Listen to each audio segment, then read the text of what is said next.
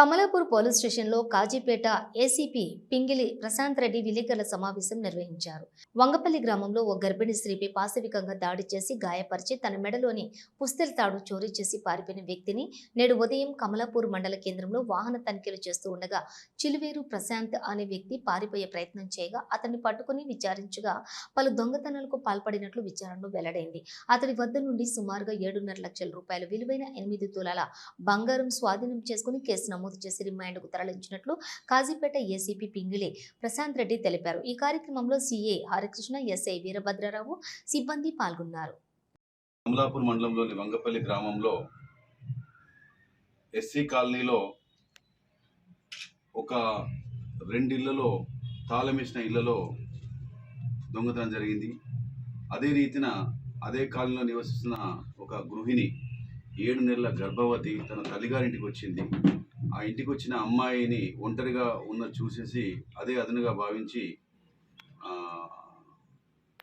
చిలువేరు ప్రశాంత్ అనే అదే ఊరికి సంబంధించిన వ్యక్తి ఆ అమ్మాయిని అత్యంత పాశవికంగా దాడి చేసేసి ఆమె మెడలో ఉన్న 3 తులాల పుస్తెల తాడును దొంగిలించుకెళ్ళాడు. అదే రీతిన అదే రోజు ఇంకొక 2 ఇళ్లలో తాళాలు వేసిన వీళ్ళు గమనించేసి ఆ ఇళ్లలోకి వెళ్ళి కూడా 2 ఇళ్లలో కలిపి 5 తులాల విలువైన బంగారు వస్తువుల్ని ఎత్తుకెళ్ళాడు.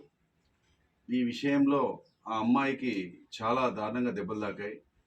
తర్వాత వారం రోజులు స్థానిక కమలాపూర్ పోలీస్ స్టేషన్లోని ఇన్స్పెక్టర్ హరికృష్ణ మరియు ఎస్ఐ వీరభద్రం గారు, వారి యొక్క సిబ్బంది మోహన్, ఉదయ్ కుమార్, వెంకటేష్ వీరు అహోరాత్రులు శ్రమించేసి ఈ యొక్క దొంగతనానికి సంబంధించి నిందితుడిని ఆచూకీ కోసం ప్రయత్నం చేశారు.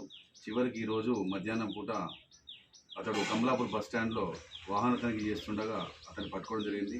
పట్టుకున్నాక పారిపోతున్న ప్రయత్నంలో అతను పట్టుకోవడం జరిగింది. పట్టుకున్న తర్వాత తీరా అతన్ని వెతికితే అతని దగ్గర దొంగిలించబడ్డ ఆ 5 తులాల వస్తువులు, బంగారు గొలుసులన్నీ మనకు దొరికాయి.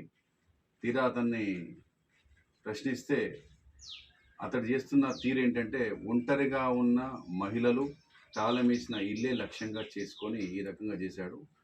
అతన్ని ఈరోజు అదుపులో తీసుకొని ఆ వస్తువులన్నింటినీ రికవర్ చేసేసి ఈరోజు అతన్ని అరెస్ట్ చూపిస్తూ ఈరోజు న్యాయస్థానం ముందు ప్రొడ్యూస్ చేసి పెట్టుకునే ప్రయత్నం చేయండి. తర్వాత గ్రామంలో చుట్టుపక్కల వాళ్ళు కూడా కొద్దిగా ఏదైనా ఉంటే కొద్దిగా అలర్ట్గా ఉండాలి. ఏదైనా విషయం ఉంటే అనుమానం వస్తే చెప్పాలి. అలాగే మేము సీసీ కెమెరాలను పెట్టించేందుకు కూడా ఇప్పుడు అక్కడ మేము ప్రయత్నం చేస్తున్నాం.